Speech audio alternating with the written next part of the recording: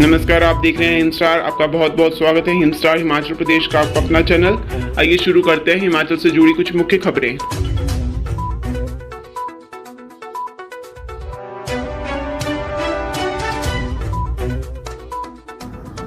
हिमाचल विधानसभा चुनाव में पहली बार ईवीएम का कंप्यूटराइज्ड होगा वितरण। निर्वाचन आयोग इस साल प्रदेश विधानसभा चुनाव में करीब 13,000 ईवीएम का इस्तेमाल करेगा। इससे अधिक मशीनें स्टैंड बाई रखी जाएंगी। हिमाचल प्रदेश में पहली बार विधानसभा चुनाव में इलेक्ट्रॉनिक वोटिंग मशीन का वितरण कंप्यूटराइज्ड होगा। ईवीएम से छेड़छाड़ के आरोपों से बचने के लिए चुनाव आयोग ने व्यवस्था की है। कंप्यूटर ही तय करेगा किस नंबर की ईवीएम किस जिले में भेजी जाएगी। निर्वाचन आयोग पर नेता हारने के बाद अक्सर आरोप लगाते हैं कि ईवीएम से छेड़छाड़ की गई है। इसे ध्यान में रखकर निर्वाचन आयोग ईवीएम भेजने से पहले हर कदम फूंक कर रख रहा है। यही कारण है कि सभी ईवीएम के नंबर कंप्यूटर में फीड किए गए हैं। दूसरे चरण में जिलों में जिला चुनाव अधिकारी यही प्रक्रिया अपनाकर अपने सभी विधानसभा क्षेत्रों से संबंधित नंबरों की ईवीएम मतदान के लिए भेजेंगे। जिलों से कंप्यूटर के जरिए विधानसभा क्षेत्र में ईवीएम भी रैंडमली चुनाव में इस्तेमाल को भेजी जाएगी। निर्वाचन आयोग इस साल प्रदेश विधानसभा चुनाव में करीब 13,000 ईवीएम का इस्तेमाल करेगा। इससे अधिक मशीनें स्टैंड बाई रखी जाएंगी। राज्य के मुख्य निर्वाचन अधिकारी सीईओ मनीष गर्ग कहते हैं कि चुनाव के लिए कौन सी ईवीएम किस विधानसभा क्षेत्र में भेजी जानी है, यह कंप्यूटर ही तय करेगा। इस दौरान चुनाव अधिकारी भी मौजूद रहेंगे।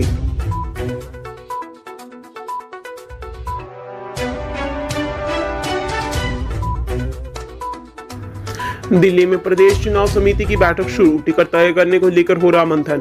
प्रदेश चुनाव समिति की बैठक के बाद कभी भी संसदीय बोर्ड की बैठक हो सकती है। यह मंगलवार को भी हो सकती है, जिसमें भाजपा के टिकटों पर निर्णय हो जाएंगे। बैठक में राष्ट्रीय उपाध्यक्ष सौदान सिंह, चुनाव सह प्रभारी देवेंद्र राणा, मुख्यमंत्री जयराम ठाकुर, पूर्व मुख्यमंत्री प्रेम कुमार धूमल, केंद्रीय मंत्री अनुराग ठाकुर और प्रदेश प्रभारी अविनाश खन्ना उपस्थित रहे। साथ ही सह प्रभारी संजय टंडन, चुनाव प्रबंधन समिति के संयोजक डॉक्टर राजीव बिंदल और प्रदेश महामंत्री संगठन पवन राणा भी उपस्थित रहे।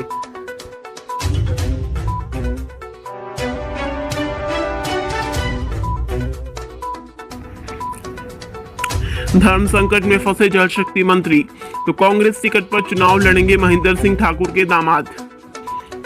प्रदेश में सरकार के नंबर 2 की हैसियत रखने वाले जल शक्ति मंत्री महेंद्र सिंह ठाकुर इस बार अपने ही परिवार में फंसते नजर आ रहे हैं।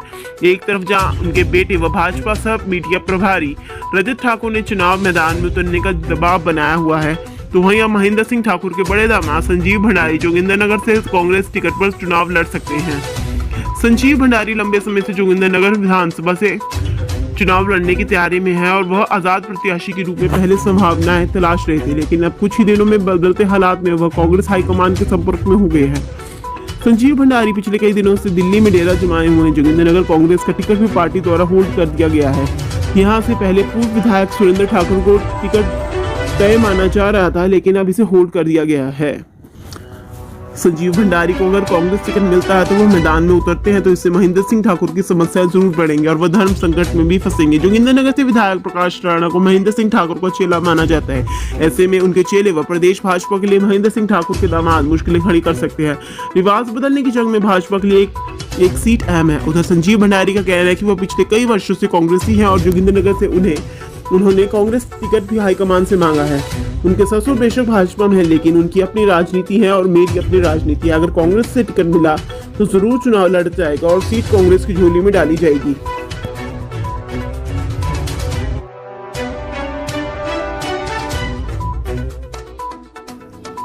शिक्षा स्वास्थ्य के नाम वोट मांग कर दिखाएं, प्रदेश आप प्रभारी हरजोत बैंस ने सीएम को दिया चैलेंज।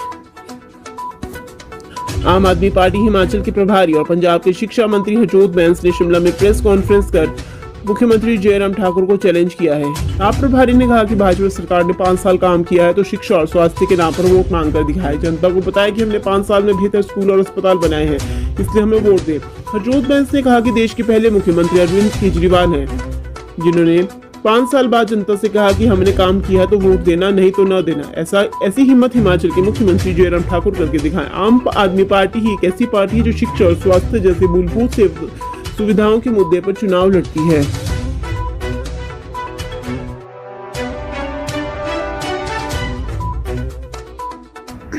एनजीटी ने अवैध करार दिया, शिमला डेवलपमेंट प्लान नहीं कर सकते लागू। डेवलपमेंट प्लान को अवैध करार देते हुए ट्रिब्यूनल ने विशेषज्ञ समिति की रिपोर्ट का हवाला देते हुए कहा कि कोर हरित क्षेत्र में भवनों, मंजिलों की संख्या और निर्माण पर प्रतिबंध लगाया गया है। शिमला डेवलपमेंट प्लान को नेशनल ग्रीन ट्रिब्यूनल ने अवैध करार दिया है। एनजीटी ने स्पष्ट किया कि अवैध डेवलपमेंट प्लान को लागू नहीं किया जा सकता। ट्रिब्यूनल की 4 सदस्यीय पीठ ने योगेंद्र मोहन सेन गुप्ता की याचिका को स्वीकार करते हुए निर्णय सुनाया। पीठ ने अपने फैसले में स्पष्ट किया है कि जब ट्रिब्यूनल ने एक बार इस मामले में फैसला सुना दिया है तो उस स्थिति में मामले का दोबारा से जांचने और परखने की जरूरत नहीं है। इस मामले में ट्रिब्यूनल की राय अंतिम है जब तक कि इसमें कोर्ट की ओर से कोई हस्तक्षेप नहीं किया जाता है। डेवलपमेंट प्लान को अवैध करार देते हुए ट्रिब्यूनल ने विशेषज्ञ समिति की रिपोर्ट का हवाला देते हुए कहा है कि कोर हरित क्षेत्रों में भवनों, मंजिलों की संख्या और निर्माण पर प्रतिबंध लगाया गया है। ट्रिब्यूनल ने स्पष्ट किया है कि विशेषज्ञ समिति की रिपोर्ट ट्रिब्यूनल के निर्णय पर आधारित है। गौरतलब है कि शिमला शहर और प्लानिंग एरिया में भवन निर्माण के नियमों में राहत देने के लिए सरकार ने सिटी डेवलपमेंट प्लान तैयार किया था। राज्य सरकार ने दलील दी है कि डेवलपमेंट प्लान को स्थगित करना एनजीटी के क्षेत्राधिकार से बाहर है। हाईकोर्ट ने मामले की सुनवाई 29 अक्टूबर को निर्धारित की है।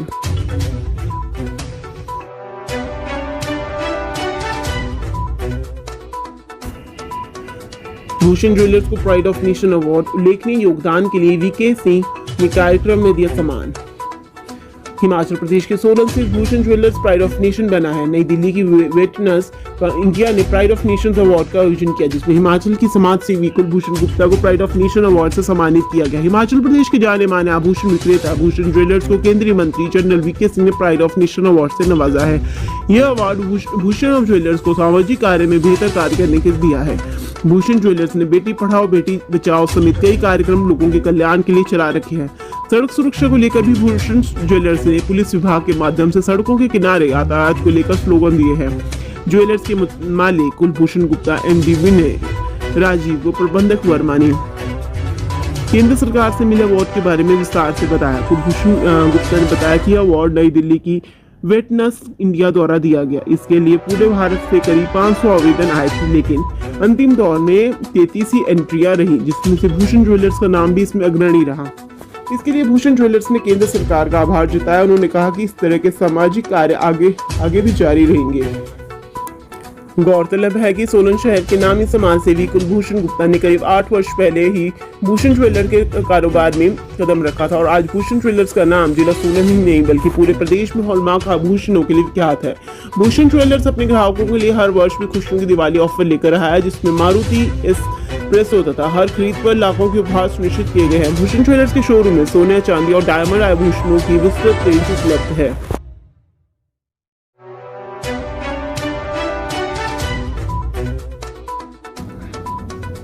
पुलिस जवानों ने पढ़ा साइबर क्राइम का पाठ। 11 अक्टूबर से शुरू मंडी और धर्मशाला के कर्मचारियों का पहला बैच पूरा। स्टेट सीआईडी मुख्यालय में चल रहा साइबर अपराध जांच प्रशिक्षण मॉड्यूल का पहला बैच रविवार को संपन्न हुआ। इस बैच में धर्मशाला और मंडी में खुले साइबर पुलिस थानों के पुलिस कर्मियों को साइबर अपराध जांच का प्रशिक्षण दिया गया। इस 6 दिवसीय प्रशिक्षण में सीआईडी के 11 प्रतिभागियों ने प्रशिक्षण लिया। डीआईजी क्राइम ने औपचारिक रूप से इस 6 दिवसीय प्रशिक्षण का उद्घाटन किया।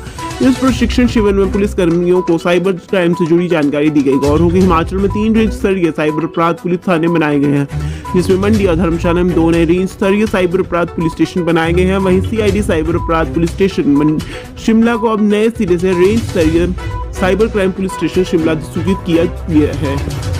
मंडी और धर्मशाला साइबर थानों में 1 अक्टूबर से काम करना शुरू कर दिया है। साइबर क्राइम थाना शिमला के तहत दक्षिणी रेंज के शिमला, सोलन, सिरमौर, किन्नौर और पुलिस जिला बद्दी शामिल होंगे। साइबर थाना धर्मशाला के तहत उत्तरी रेंज के 4 जिले कांगड़ा, चंबा, नूरपुर और ऊना आएंगे। इसी तरह साइबर थाना मंडी के तहत सेंट्रल रेंज मंडी, कुल्लू, हमीरपुर, बिलासपुर और लाहौल स्पीति होंगे। तीनों पुलिस स्टेशनों का नेतृत्व अतिरिक्त पुलिस अधीक्षक रैंक के अधिकारी करेंगे, जबकि पुलिस अधीक्षक साइबर क्राइम मामलों के लिए नोडल एजेंसी के रूप में कार्य करेंगे। SP cyber crime Rohit Malpani ने कहा है कि साइबर अपराध जांच प्रशिक्षण मॉड्यूल का पहला बैच राज्य सीआईडी मुख्यालय शिमला में 11 अक्टूबर को शुरू हुआ और रविवार को पूरा हुआ। एसपी रोहित मालपानी ने बताया कि इस कोर्स के लिए cyber cell Baddi, cyber cell Sirmaur और एसवीएजीबी और सीआईडी साइबर पुलिस थाना शिमला से फैकल्टी को आमंत्रित किया था।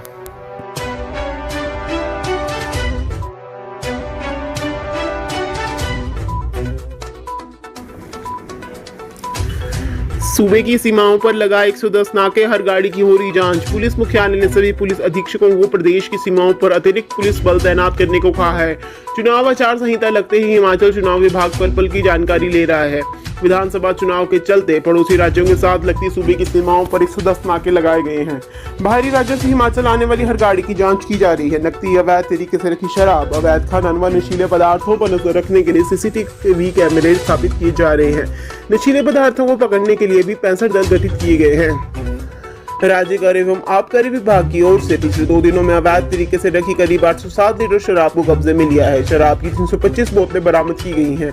विभाग ने कांगड़ा के नूरपुर के सीमावर्ती क्षेत्रों में भी दबिश देकर 550 लीटर लाहन को कब्जे में लेकर नियमानुसार नष्ट किया है। मंडी जिला में 10 लीटर लाहन को कब्जे में लिया गया है।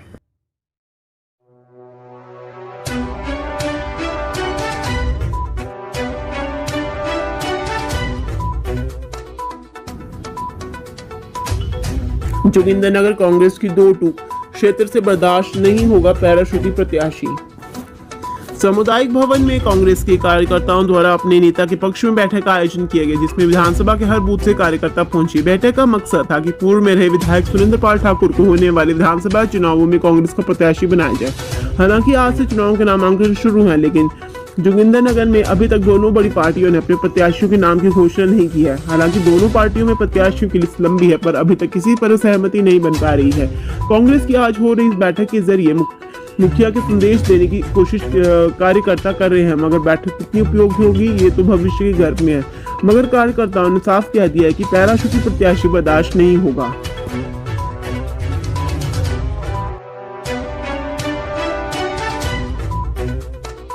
मिठाइयों की जांच करे स्वास्थ्य विभाग। फेस्टिवल सीजन के चलते उपभोक्ता संरक्षण परिषद ने उठाई आवाज।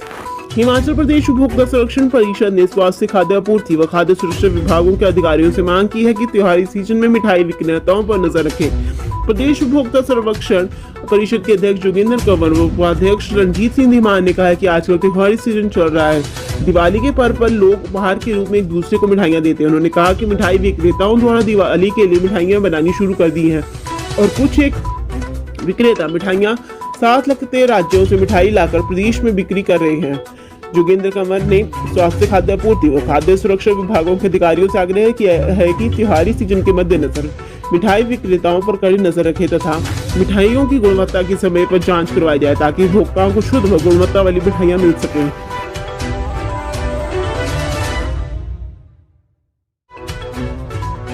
हिमाचल की हर खबर पाने के लिए हिंद स्टार से जुड़ें।